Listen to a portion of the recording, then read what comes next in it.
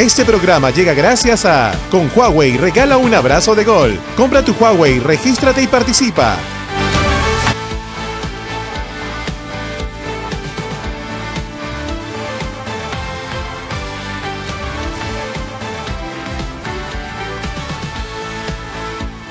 Buenos días y bienvenidos a Ampliación de Noticias. Son las 8:07 de la mañana del jueves 20 de junio. Comenzamos nuestro programa como cada día con Patricia del Río. Patricia, buenos días. Muy buenos días, Fernando. ¿Cómo están, amigos? Bueno, hoy comenzamos con la buena noticia de que tenemos autoridad para el transporte urbano. Así es, con 2 meses y medio de retraso, finalmente ha quedado designado quién presidirá esta institución, que tendrá miembros del Ministerio de Transportes, Ministerio de Vivienda y de las municipalidades de Lima y Callao.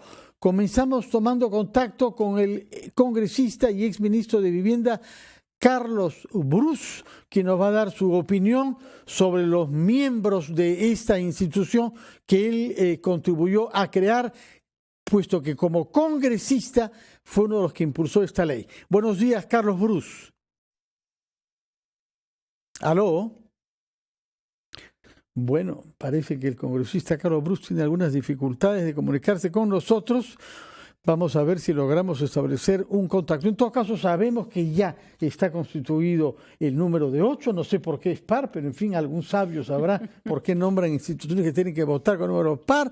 Y con un presidente, el señor Valenzuela. Así es, el señor Valenzuela, que ayer ha estado en conferencia de prensa y que creo que una parte interesante es que ha desmitificado una serie de esperanzas que teníamos sobre las cosas que puede o no puede arreglar la Autoridad Única del Transporte. Ha precisado, por ejemplo, que ellos no tienen nada que ver con la Dirección de Tránsito, que esa es una facultad de la Policía Nacional, que lo suyo es más bien, por ejemplo, el tema de integrar los distintos medios de transporte y las distintas formas de pago. Esa, por ejemplo, es una cosa que sí va a estar en manos de la ATU. Y bueno, es enorme. Yo lo que le escuché decir es que él se comprometía a contribuir a la calidad de vida de los habitantes de Lima y Callao. Estamos hablando de más de 10 millones de personas, algunas de las cuales pasan más de 2 y 3 horas diarias apachurrados en las unidades. Vamos a ver lo que nos dice Carlos Brus. Congresista, buenos días. Buenos días, Fernando. Buenos días, Patricia. ¿Satisfecho con los nombramientos que han sido anunciados ayer, comenzando por el del presidente de la ATU? Sí, me parece que en general las personas que han sido nombradas son personas que tienen conocimiento del transporte. Quizás la representante del Ministerio de Economía no tenga esa formación, pero es un economista y además siempre es bueno que haya alguien que vea el tema desde un aspecto económico, pero todos los demás sí son personas que conocen el tema del transporte público. En el caso del Ministerio de Vivienda, se ha nombrado a un urbanista, que es importante para que poder ver todo lo que es el tejido urbano. Así que estoy gratamente impresionado por el nombramiento de estos directorios, que al final le va a dar vida a un proyecto que yo presenté en septiembre de 2016, es decir, estamos ya hace 3 años con este tema, y que es, de alguna manera, y hay que decirlo, recentralizar un poco funciones de transporte masivo para que tenga un manejo mucho más integral, tanto en las zonas de Lima, Callao y zonas adyacentes. ¿Qué aspectos deben complementar la creación de esta Autoridad Única del Transporte para que los cambios sean evidentes y efectivos? Porque ya explicaron que tienen un rango de acción limitado, no son pues superpoderosos, y obviamente nada de lo que van a hacer funcionar si es que otros ámbitos no hacen su parte. Sí, eso es verdad, pero también es cierto que la ley le da una autoridad suficiente, valga la redundancia, a esta autoridad, para que la ejerza. Es decir, esta autoridad tiene que ejercer el mando que la ley le da, si no el transporte va a quedar siendo igual que lo que está ahora. Las municipalidades han cedido sus competencias a esta autoridad y esta autoridad tiene un poder que tiene que ejercer.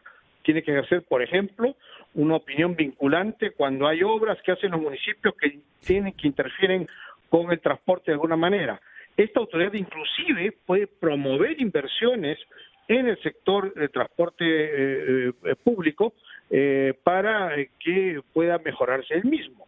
Proyectos como teleféricos o cosas parecidas que puedan complementar el transporte, esta autoridad perfectamente lo puede promover, está en su ley. Así que tiene el brazo, ahora es cuestión de que lo use. Una de las instituciones que desaparece y que va a ser subsumida por la ATU es la autoridad del tren eléctrico, que es así como llamamos en Lima al metro. No sé por qué usamos esa expresión, en todas partes del mundo se habla de metro. Y sabemos que hay un retraso gigantesco, que la línea 2, que va desde el Callao, incluido el aeropuerto, hasta Ate, es decir, que atraviesa la ciudad desde el oeste hasta el este, no estará lista antes del año 24. ¿Podemos esperar que Ate dé un impulso a un proyecto trabado como este? No voy a dar esa buena noticia porque la ejecución de la obra en sí está a cargo pues del Ministerio de Transportes. Ahí el ATU lo único que hace es, o haría en el futuro, porque esta línea ya está en construcción, es aprobar el trazo, definir si está bien dónde están las estaciones y todo lo demás. La entidad ejecutora, en este caso, es el Ministerio de Transportes. Puede ser una entidad ejecutora, por ejemplo, un municipio que quiere hacer una pista con un puente, previamente el ATU lo tiene que aprobar, pero la ejecución la hace el municipio. Así que no le exijamos al ATU esos superpoderes que tanto ya no tiene, pero sí tiene la capacidad de vetar una obra que no esté bien pensada, y de esa manera ellos tienen la visión macro de cómo se integra un tren eléctrico o metro, como tú dices, Fernando, con los corredores metropolitanos, con las líneas de alimentación que pueden haber, y esa visión macro ellos son los únicos que la tienen y que la deben y tienen que autorizar. ¿Somos capaces los peruanos de desplazarnos en una ciudad como Lima y Callao con una sola tarjeta que nos permita tomar al mismo tiempo, es decir, sucesivamente, quiero decir, el bus, el metro, el teleférico cuando exista, o estamos condenados a un pago fragmentario que multiplica las colas y las transferencias de dinero en efectivo? No, ahora que tenemos una autoridad que se va a encargar de administrar todos estos distintos sistemas de transporte, ahora sí tenemos la posibilidad, y es además una función de esta autoridad, el unificar estos sistemas de pago. De tal manera que los limeños con una tarjeta puedas tú subir al tren, subir al corredor metropolitano o subir al bus, y con esa misma tarjeta hacer todos los pagos necesarios sin tener que estar utilizando distintos medios de pago. La autoridad tiene la responsabilidad de unificar eso. Realistamente, señor Bruce, ¿cuándo prevé usted que desaparezcan de nuestras calles los micros y las coasters en reemplazo y que sean reemplazadas por buses dirigidos por asalariados formados y supervisados? No esperemos resultados de la noche a la mañana. Al final, el transporte en Lima será un transporte más o menos decente cuando tengamos 5 líneas del metro que vayan norte, sur, este, oeste, y hayan corredores viales en los mismos sentidos. Eso no va a ocurrir hasta dentro de 15 años por lo menos. Sin embargo, sí creo que en un lapso de 3 a 5 años veremos ya los primeros resultados del trabajo que esta autoridad puede hacer. 3 o 5 suena mucho tiempo, pero lo que quiero decir es que sin la ATU no se iba a lograr nunca. Ahora por lo menos tenemos una visión de tener los primeros resultados a los 3 años y quizás más resultados hacia los 5 años, que es donde algo podremos ver de alivio y de podernos transportar de manera digna de un sitio a otro dentro de la ciudad de Lima y Callao. Bueno, esperemos que sea así, transportar, dice usted, de una manera digna, pero además no robarle una parte de la vida a la gente que tiene que venir desde las periferias urbanas a sus centros de trabajo todos los días, ida y vuelta. Y además que son horas que le quitamos a estas personas para vivir en su familia, para hacer su deporte, para vivir la vida, que eso es invalorable, y que se le estamos arrebatando a todos los limeños. Es increíble porque mucho de este tiempo no se pierde en el transporte, que finalmente si uno se sube al tren o se sube al metropolitano apretado o no, uno sabe en cuánto tiempo va a llegar. Eso es lo interesante de este tipo de sistema de transporte, que también hay que decirlo, uno viaja como sardina en otras partes del mundo también. El tema es que para llegar a subirte al bendito tren o al bendito bus del Metropolitano, es ahí donde la cola resulta, la espera para subir al transporte resulta más larga que el trayecto que uno recorre, ¿no? Yo creo que el gran reto es aquí ver de qué manera se aceleran las construcciones de las demás líneas de metro y las líneas alimentadoras. Todos sabemos que son inversiones millonarias. Hablamos de $5.000 millones por cada proyecto.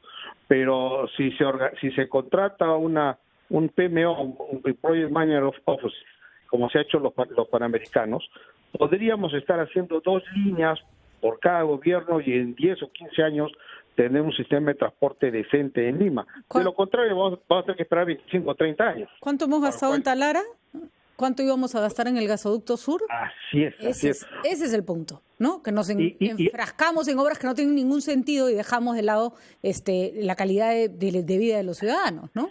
En este caso, le vamos a dar 2 horas al día más de vida a la gente, que eso no tiene precio.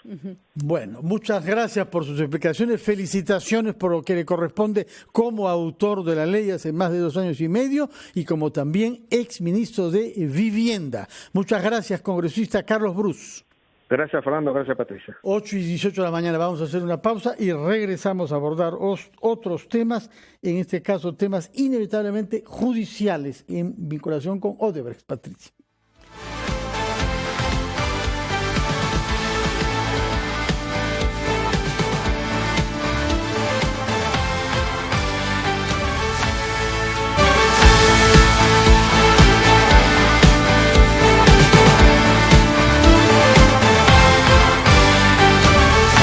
Huawei, hagamos cosas increíbles.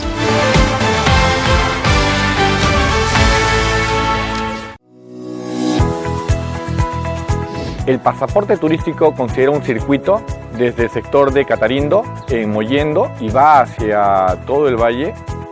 Para Valle Unido y Tía María es importante rescatar todos los atractivos turísticos que tiene la provincia de Islay. Y puede ser visitado por turistas tanto del Perú como extranjeros para poner en valor todas las grandezas que tiene la provincia. A nivel de Cocachacra y de Valdivia tenemos sus iglesias como la de Pampa Blanca y la iglesia de Cocachacra. La actividad turística nos va a permitir mejorar la calidad de vida de la población y generar un mejor desarrollo para toda la provincia.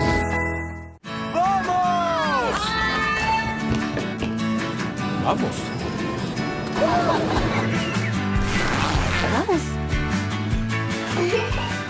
Para ti, para todos. Uber.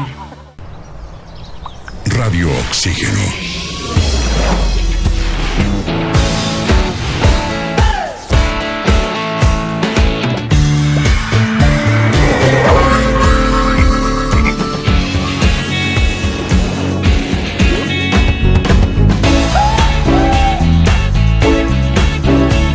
Vemos el mundo diferente porque respiramos música. Radio Oxígeno, clásicos del rock and pop.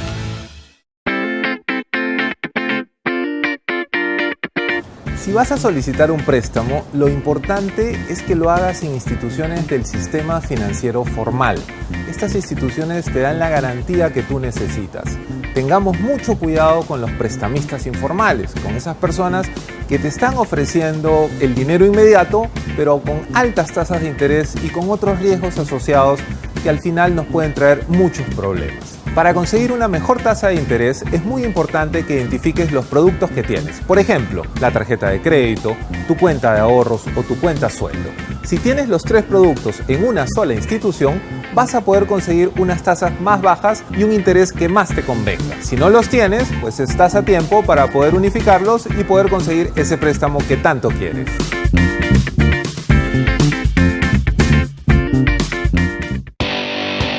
Hemos sumado una cantidad de 155 años acumulado, ¿no? Para Álvarez. Para Álvarez. Para usted, ¿el gobierno tendría la facultad de disolver el Congreso? ¿Tienen la facultad? ¿Tienen? Claro que sí, ¿no? Tienen la facultad. Eso no vale nada, las mujeres a su casa. Y ahora, ¿cómo vemos la votación de la mujer? Todos nos tienen en cuenta antes, durante y después del voto. Y siendo francos, en la Comisión de Constitución hay un cronograma que se ha planteado que más o menos hasta fin de mes... Y está avanzando. Cuando aún nada está dicho en los asuntos que realmente importan, sus protagonistas se sientan aquí, cada noche, a las 9, por RPP Televisión.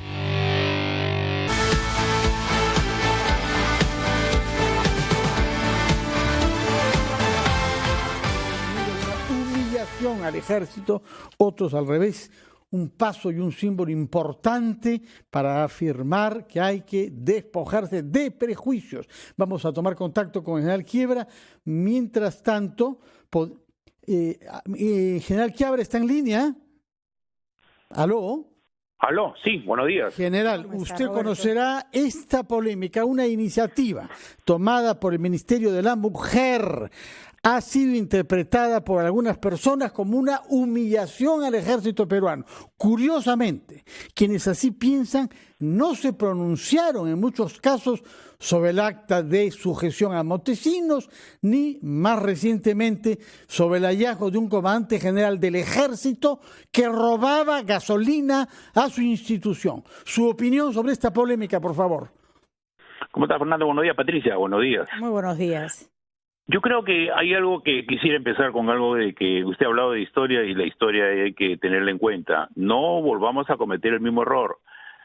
Debemos nosotros hacer que las instituciones permanezcan alejadas de todo tipo de influencia política. No, las Fuerzas Armadas son Fuerzas Armadas del Estado, no son del gobierno de turno. Hemos criticado muchas veces lo que ustedes señalan, de que se apoyaba y ahora, ¿por qué las cosas antes eran malas y ahora serán buenas? Yo empiezo por ahí que hay que evitar cualquier tipo de influencia de políticas de gobierno en las Fuerzas Armadas. Uno, nadie está en contra en las Fuerzas Armadas y en el Ejército en particular de esta lucha que se está haciendo contra la violencia de la mujer. Hay que saber, por ejemplo, que desde principio de año hay un centro que se llama de Armonía Familiar que funciona a nivel descentralizado y lo manejan las esposas de los oficiales, que sirve para dar atención legal y psicológica a todas las personas de la familia militar que tienen algún problema de violencia en su hogar. Entonces, no es que estemos alejados de participar y de conocer y enfrentar este problema. El tema de los mandiles es un tema que yo considero innecesario. ¿En qué sentido? ¿Cuál es mi opinión? Yo creo que le quita seriedad a este grave problema de la violencia contra la mujer, reducir todo a un símbolo, porque es un símbolo, ¿no? Porque el primer embanderado que se puso el mandil fue el presidente, pero reducir todo a un mandil, yo creo que le quitamos seriedad a un problema tan grave.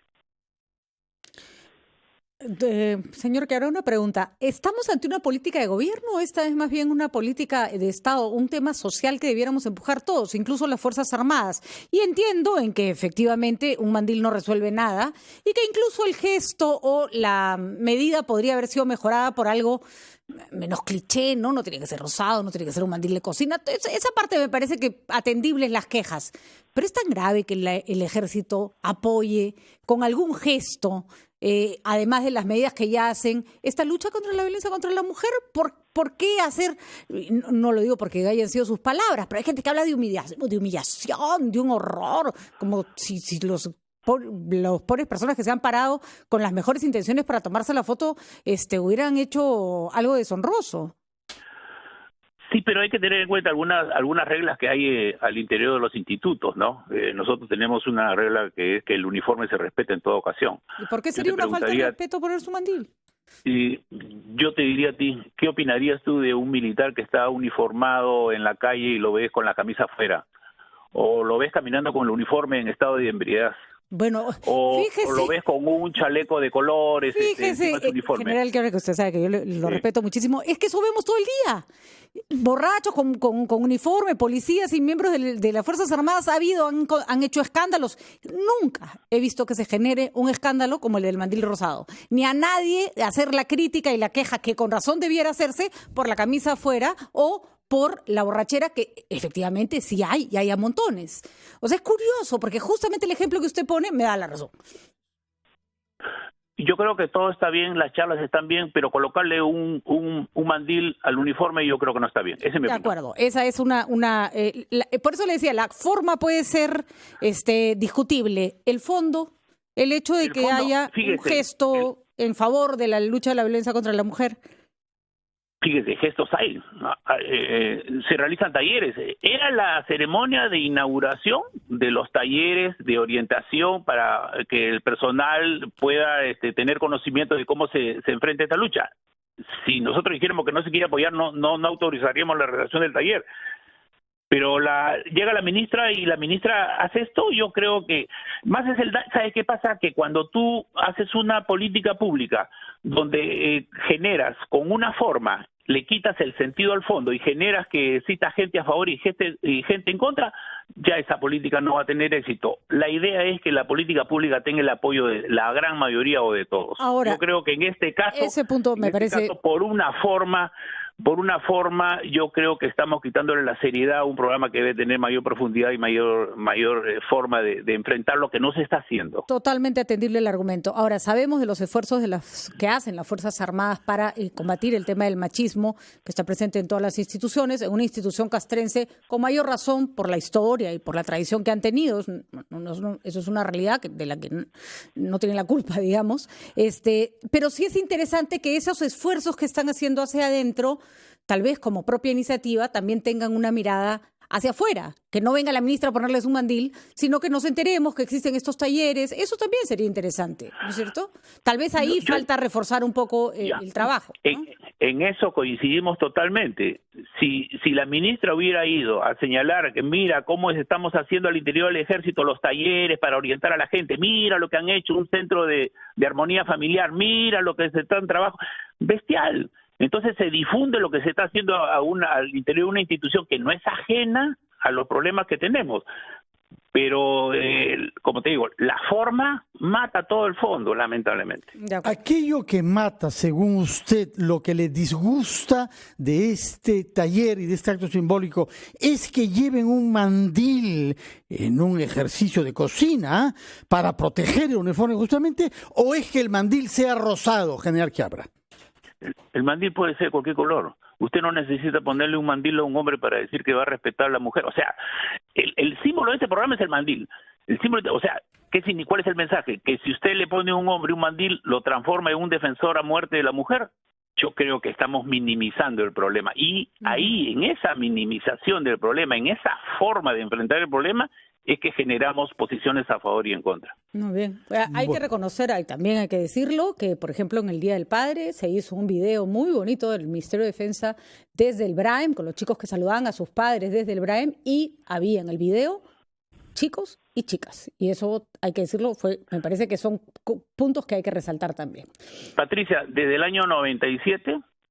se abrió a la Escuela Militar de Chorrillos del Ejército el ingreso de mujeres para ser cadetes y ser oficiales. Han pasado 21 años. Tenemos ya oficiales del grado de teniente coronel mayores. O sea, no estamos ajenos a los problemas, no hay pues una discriminación. Entonces, yo creo que eso es lo que hay que difundir, eso es lo que hay que mejorar, eso es lo que hay que señalar, que todos estamos metidos en la solución. Cambiamos la forma. Y después yo pediría de que la participación de los políticos dentro de las instituciones, ¿sabes por qué? Porque si el próximo gobierno, en vez de decir el mandil, dice un pañal o dice un pañuelo o dice pues una servilleta, entonces yo creo que dejémoslos a las Fuerzas Armadas alejadas de estos programas políticos que generan tanto problema al interior de la institución y afuera, y veamos que hagan ellos dentro de sus instituciones los programas necesarios y así colaborar en el programa nacional que se está haciendo. De acuerdo, con la única precisión de que no es un programa político, aquello que propuso es una política pública. Lo que es político es el debate que hay después. Por eso que lo hemos interrogado, pero el programa propiamente tal es un programa de promoción de la igualdad entre hombre y mujer en nuestro país. Y tal y como lo hemos comprendido, usted que es de la Fuerza Armada respalda eso, que la manera como se ha hecho a través de este acto simbólico no le parece, pero estamos ante un programa que es social, cuya lectura, en algunos casos bien intencionada y en otros probablemente mal intencionada, es política. Sí, no, la presencia de una ministra o de un ministro al interior de las Fuerzas Armadas es político. Lo haga el ministro de Defensa. El ministro de Defensa tiene responsabilidad de su instituto, pero no un ministro Hay que ver eso. ¿Sabe por qué? Porque ya hemos pagado consecuencias de la intervención de los políticos. Entran suavecitos con una política, apoyan por ahí, y después aparece otra política y la apoyan por allá. Entonces nos generamos problemas y ya tenemos malas experiencias. Bueno, muchas gracias. En todo caso hemos visto las fotos de algunos generales que conocemos, destacados por sus servicios prestados en el EBRAEM y que han dado muestras de que profesionalmente son impecables, tanto en su profesionalismo militar como en su respeto a los derechos humanos. Por eso es lamentable, tiene razón el general Quiabra, de mezclar esta polémica politiquera con el prestigio de grandes generales en actividad. Y por supuesto, tildarlos de que sean humillados es una exageración. Podemos discrepar con la forma, pero ahí nadie creo que ha comprometido su honestidad ni su institución. Además, un día vamos a invitar al general Quiabra para que nos cuente lo que fue empezar a aceptar a mujeres dentro de las Fuerzas Armadas. Tiene realmente anécdotas increíbles del esfuerzo y el trabajo que se ha hecho para que esto sea posible, paso a paso. Nadie dice que las cosas van a cambiar de la noche a la mañana. Le agradecemos, por supuesto, siempre al general Quiabra por sus opiniones. Hacemos una pausa y regresamos a Ampliación de Noticias.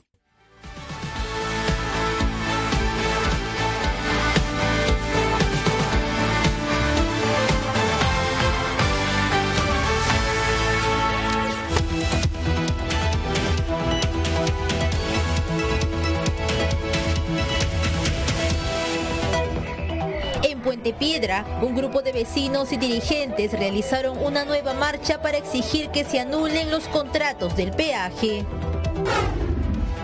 Se reabrió la estación Gamarra tras permanecer cerrada 3 días a raíz del operativo para desalojar a los ambulantes que se habían apoderado de 13 cuadras de la avenida Aviación. Una mujer que vendía emoliente murió tras el despiste de un camión que trasladaba frutas en Huancayo. El expresidente de Francia, Nicolas Sarkozy, será juzgado por corrupción y tráfico de influencias en el llamado caso de las escuchas. La selección peruana de fútbol ya piensa en el partido ante Brasil. La blanquirroja ya se encuentra en Sao Paulo, donde el sábado disputará el partido decisivo para seguir avanzando en la Copa América 2019.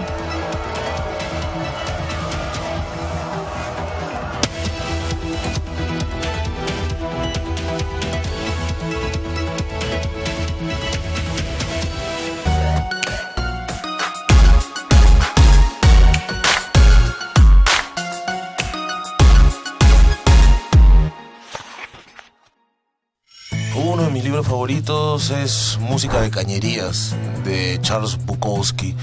Me encanta ese autor porque es, dentro de su simplicidad, es muy complejo y tiene un estilo muy crudo, descarnado y con un humor muy ácido y muy negro. Por eso me gusta. Los invito a que consigan Música de Cañerías de Bukowski y lo lean.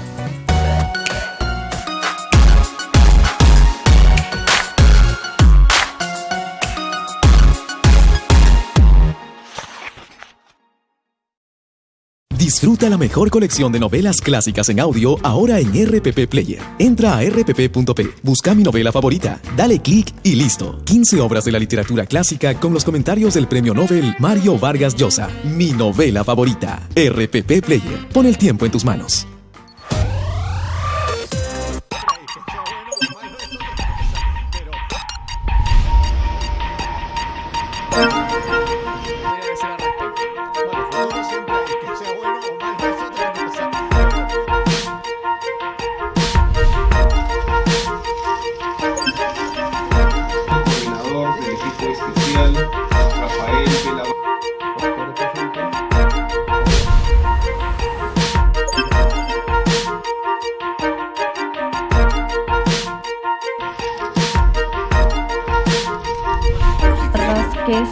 Tamara Limborgo, Carlos Tubino y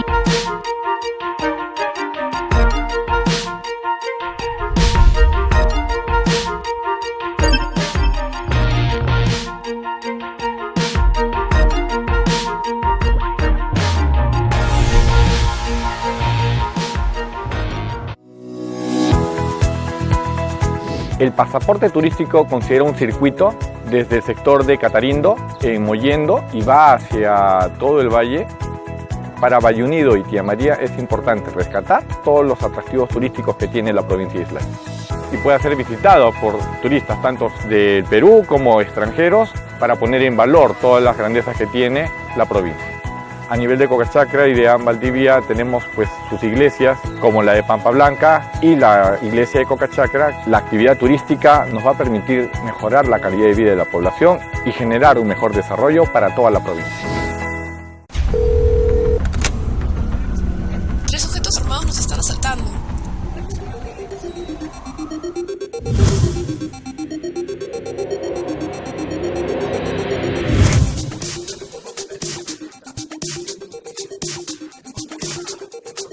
Cuando estés lejos de sentirte seguro, contacta al Rotafono, la línea de ayuda más efectiva. Llámanos al 438-8008. Contáctanos a nuestro WhatsApp 951-431-013 o encuéntranos en Facebook y Twitter usando el hashtag Rotafono.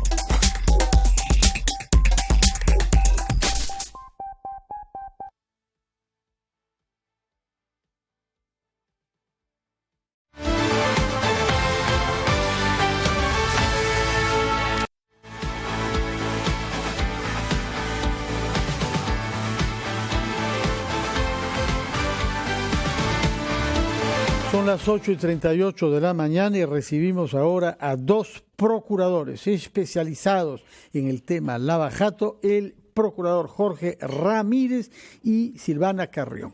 Los hemos invitado naturalmente porque la justicia peruana homologó el acuerdo al cual la Fiscalía había logrado con la empresa brasileña corruptora Odebrecht. Este acuerdo ha dado lugar también a una polémica con connotaciones políticas, no solo técnicas, porque hay quienes creen ver acá una traición absoluta a los intereses del Estado peruano, y hemos escuchado a algunos sabios que hasta hace pocos días, desde el punto de vista de la economía o desde el punto de vista del derecho, decían que jamás la justicia peruana homologaría este acuerdo. Y sin embargo, ha sido hecho, ahí está homologado en una sentencia de 287 páginas. De manera que sospecho que estarán ustedes satisfechos que el acuerdo de 1050 páginas que permite que el Perú tenga recursos judiciales para poder procesar a nuestros corruptos haya sido aprobado por la justicia. Procurador Ramírez, buenos días. Muchas gracias, y muchas gracias por la invitación. Efectivamente, para nosotros esto estamos satisfechos, pero tenemos sentimientos encontrados también porque aquí se han cometido delitos de gran corrupción y son delitos de poder donde hay altos funcionarios públicos y empresarios. Pero es la oportunidad. Póngase cerca del micro, por favor. Pero es la oportunidad para dos cosas. Primero, con este acuerdo se está asegurando la información proporcionada por empresarios y las pruebas que servirán para futuras eventuales condenas dentro del marco de un debido proceso a los funcionarios corruptos y empresarios que han caído en estos delitos. Además, va a permitir el pago de la reparación civil, que el monto, lo hemos dicho, es de 610 millones de soles, más 150 millones de dólares aproximadamente, que estaría cobrando el Estado peruano en 15 años. A la fecha, este acuerdo ha promovido que, a pesar que la ley 3737 establece que la deuda tributaria en este tipo de casos puede pagarse hasta en 10 años, ha promovido que se pague una sola cuota, el monto de 430 millones de soles por deuda tributaria exigible hasta la fecha. Además, la empresa ha pagado 65 millones de soles por el acuerdo de colaboración relacionado al proceso Chacas, que no tiene que ver con este y que lo llevó otra procuraduría. En este año estaría pagando la primera cuota inicial de 80 millones de soles.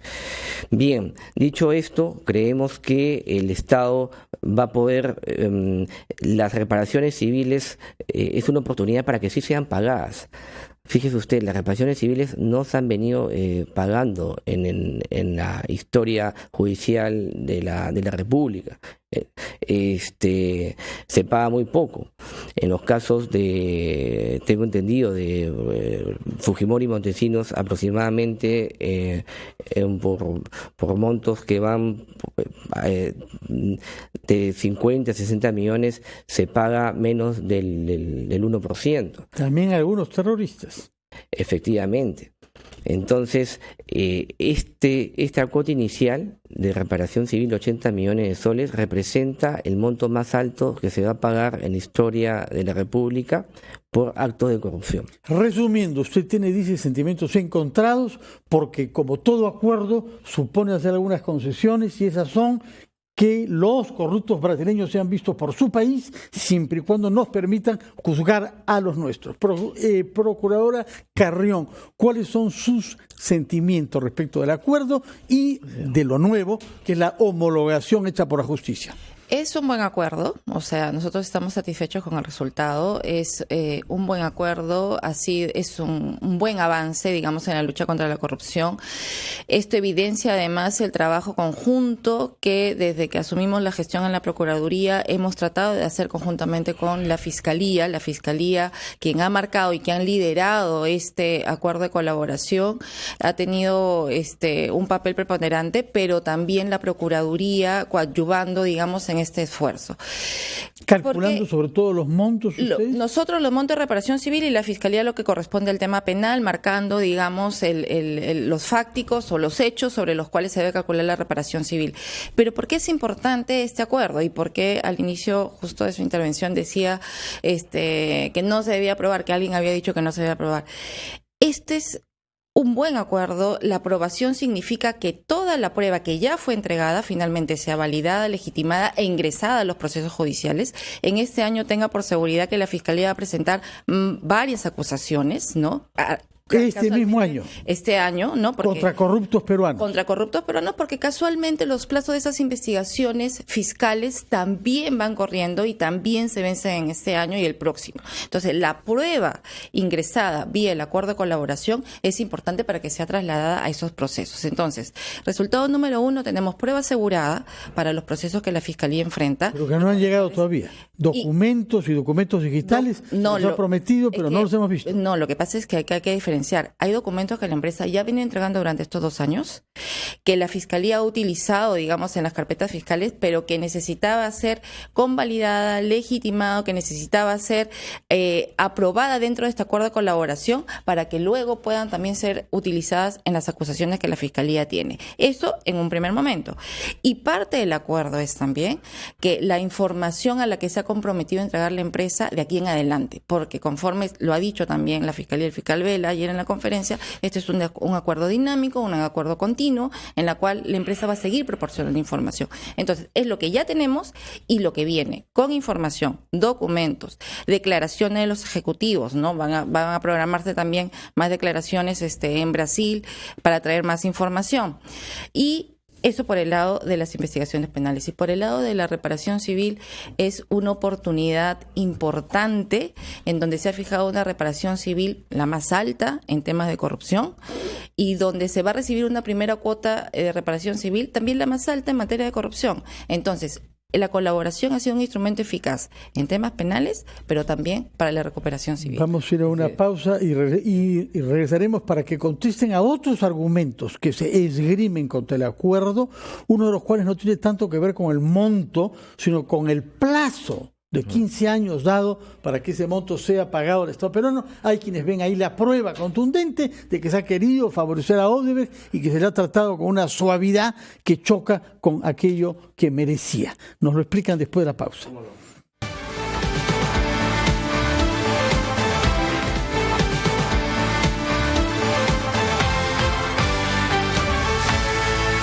Un día como hoy llega gracias a Universidad Continental, la universidad de la Cuarta Revolución Industrial, con el ecosistema digital más completo para el aprendizaje.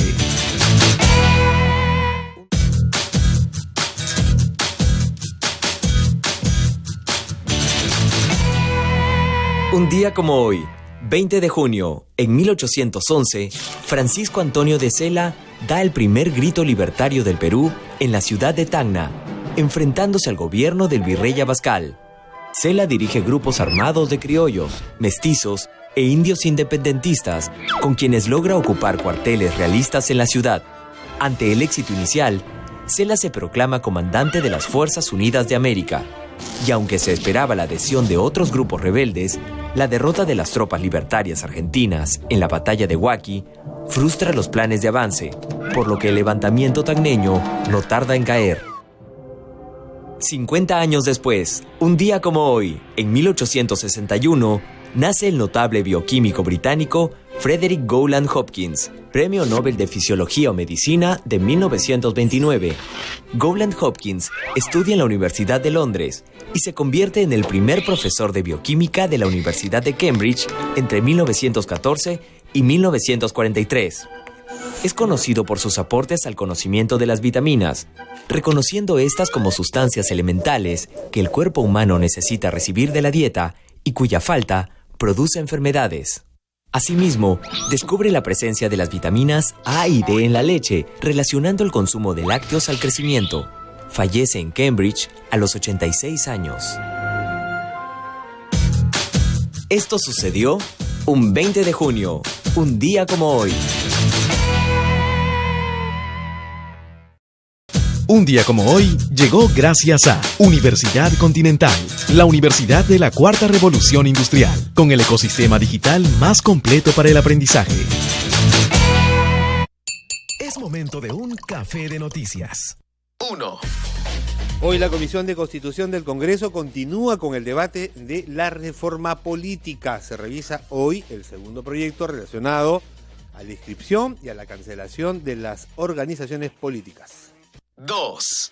La constructora brasileña Odebrecht afirma que va a cumplir los términos de colaboración eficaz tras la homologación del acuerdo con la justicia peruana. 3.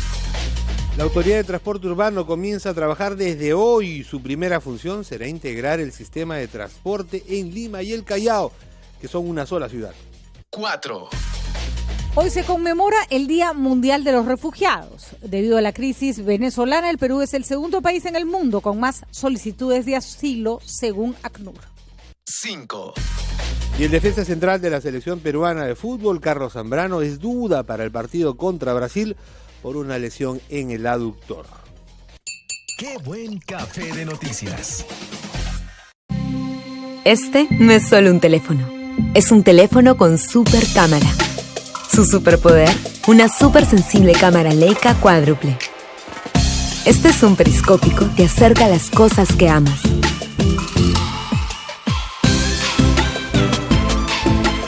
Y también tiene un súper sensor de espectro que capta la luz en la oscuridad. Redefine las reglas de la fotografía con el Huawei P30 Pro. Radio Oxígeno.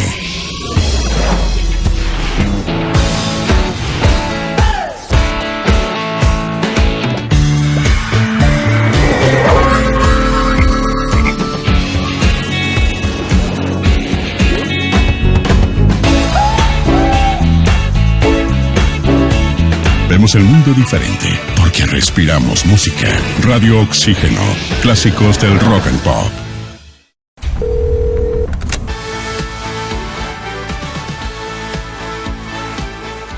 Son las 8:50 de la mañana, estamos entrevistando al procurador ad hoc para el caso Lavajato, Jorge Ramírez, y también a la procuradora Silvana Carrión. Poco después de que la justicia peruana haya homologado el acuerdo de colaboración eficaz alcanzado con la empresa brasileña corruptora y corrupta Odebrecht. Ahora, me gustaría hacer la siguiente pregunta, no sé si ha quedado claro, pero el acuerdo era secreto, ¿no es cierto? Y ahora lo conoce la jueza, que además ha hecho una sentencia, además de, ¿cuántas páginas? 280 páginas, en las que obviamente tienen que hacer alusión a lo que hay en el acuerdo, porque si no, sí, ¿cómo claro hace su sentencia? ¿Se va a seguir manteniendo en secreto o en este periodo ya se puede divulgar los acuerdos a los que se han llegado? Porque además los vamos a escuchar ventilados en un juicio oral. ¿Cuál es la razón para que no se divulgue el acuerdo completo, no se cuelgue, no podamos leerlo? Bueno, la apreciación que ha tenido el equipo especial es que esto está en manos del Poder Judicial publicar las sentencias. Uh-huh. Entonces va a ser una decisión del Poder Judicial. Pero una vez Publicada la sentencia, ¿se puede hacer público el acuerdo? Ya no la sentencia, sino el acuerdo sobre el cual se basa la sentencia. ¿O la confidencialidad no se rompe inclusive cuando arranca el juicio? Nosotros consideramos que sí, además por un tema también de transparencia, el acuerdo ya podría publicarse. Porque además cualquier crítica, tengo entendido, doctora, está bien que se critique, que la gente opine, pero ya no lo puede afectar, ¿no? Efectivamente, porque ya está con la seguridad de la cosa juzgada, ya ha sido aprobada por la justicia este acuerdo, de tal manera que ya hay seguridad jurídica. Además, solamente ahí para complementar, ¿no? ¿Qué pasa ahora con la sentencia aprobada? La sentencia va a poder ser usada por los fiscales en sus requerimientos fiscales, en sus acusaciones, en sus investigaciones penales. Va a poder ser utilizada por la empresa cuando tenga que oponerla, digamos, para defenderse de ella. Para defenderse de repente en la parte del patrimonial, el tema de los terceros civiles. La empresa Odebrecht está en todos estos procesos como tercero civil, y también la va a tener que utilizar probablemente la empresa ante los entes administrativos, porque la sentencia judicial sí dice que para el tema de que Odebrecht pueda volver a contratar con el Estado, tiene el ente administrativo primero que validar que haya cumplido todos los requisitos que dice la sentencia. Entonces, va a ser utilizado por los sujetos procesales del acuerdo en diferentes instancias. Entonces, a partir de ese momento, como tú también has mencionado, las audiencias son públicas, van a tener que sustentar probablemente en la sentencia varias de estas investigaciones, entonces se va a conocer. Claro, y el secretismo no tiene mayor además, sentido, la ¿no? sentencia recoge lo que se ha acordado. O sea, digamos, el acuerdo sí es extenso porque tiene cuadros, tiene mucha información, pero la sentencia recoge en realidad lo esencial del acuerdo. Me imagino que es como un resumen ejecutivo, más o menos. Se convierte en eso, ¿no? Además, hay algo que se deja de ver a veces, que nosotros vamos a poder usar las pruebas que ha dado Odebrecht contra otras empresas que han participado en esos hechos delictivos y contra altos funcionarios públicos y empresarios para que también paguen la reparación civil. Y en ese punto se agota la defensa del Estado peruano contra las empresas corruptas, contra todos los responsables que salgan de estos casos de corrupción. Hay que decirlo, no se puede agotar en el acuerdo. Me imagino que Procuraduría también tiene que velar porque Fiscalía haga un trabajo complementario, porque si no va a ser la palabra de Odebrecht, si no se sustenta. Por supuesto. ¿No? Con otros. Tiene que ser corroborado. No basta el dicho, no basta el dicho de los colaboradores, sino que este dicho tiene que ser corroborado con otras pruebas. Por otro lado, cabe mencionar que control de legalidad es sobre todos los extremos, además del aspecto penal, el aspecto civil. Salvo que hay una adenda, me parece que la jueza María de los Ángeles Álvarez añade a su sentencia una adenda. Hay una aclaración respecto a un tema que ya está en la ley de sociedades. Si una empresa se transforma, es absorbida o es vendida, digamos, las obligaciones de esta empresa subsisten con el nuevo comprador o con la nueva empresa que la adquiere.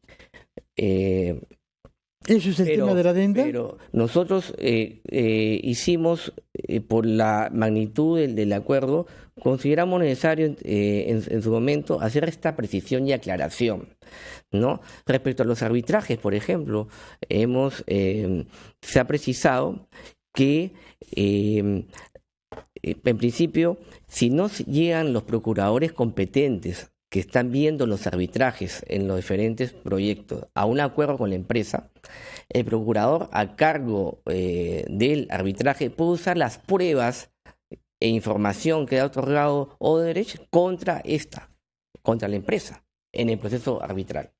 Entonces ahí, solamente para complementar, sí hubo, digamos, una adenda, como le llaman, o una acta complementaria. Una acta complementaria. Una acta complementaria, pero para hacer estas dos precisiones. Esta precisión que ha explicado Jorge respecto a la transformación, fusión, absorción de la empresa, que lo contiene la ley de sociedades, o sea que no era necesario. El punto número uno. Se decidió ponerlo. Y el punto número dos, hacer una precisión sobre el tema de los arbitrajes que sí estaba contemplado en el acuerdo original, sino que se hizo una precisión sobre el asunto de los arbitrajes, dando un marco de entendimiento entre las procuradurías que litigan los arbitrajes en estos 4 proyectos de haberlo y la empresa. O sea, se ha hecho una precisión en ese sentido, ¿no? Pero ¿ustedes consideran que no hacía falta o sí? ¿Por qué un acta complementaria? Porque eso abre la puerta, como ustedes saben, a las interpretaciones más variadas, ¿no?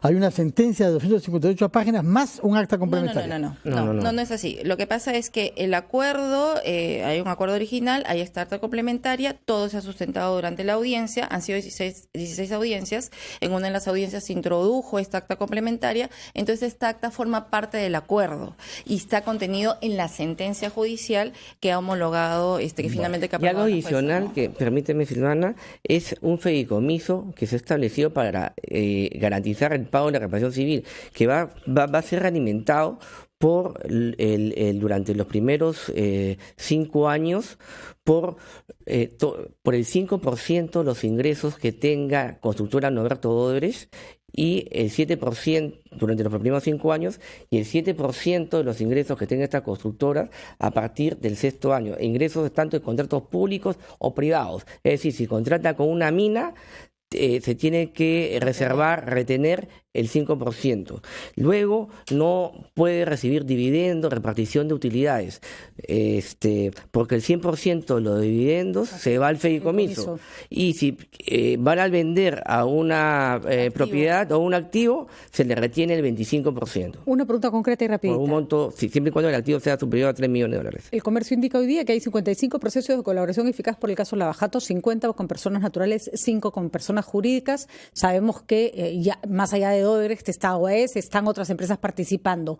¿Ustedes para todo esto se necesitan acuerdos en cada caso? Sí. Sí, y ustedes también están al tanto de los acuerdos que... No en todos, porque es reservado. Es reservado. La Fiscalía, cuando lo considera bien, nos llama para darle seguridad jurídica también a los colaboradores, porque es muy importante la impresión del colaborador respecto a la Procuraduría. La Procuraduría no es el cuco, trabaja de manera conjunta, respetando las autonomías institucionales con la Fiscalía. Pero ustedes defienden los derechos del Estado, entonces también tienen que velar patrimoniales para que no sea un acuerdo que no nos conviene. Exactamente, digamos, ¿no? Por supuesto que sí. Además se fija la reparación civil sobre los hechos que el colaborador reconoce. Entonces la Fiscalía es la que primero dirige este proceso y la norma procesal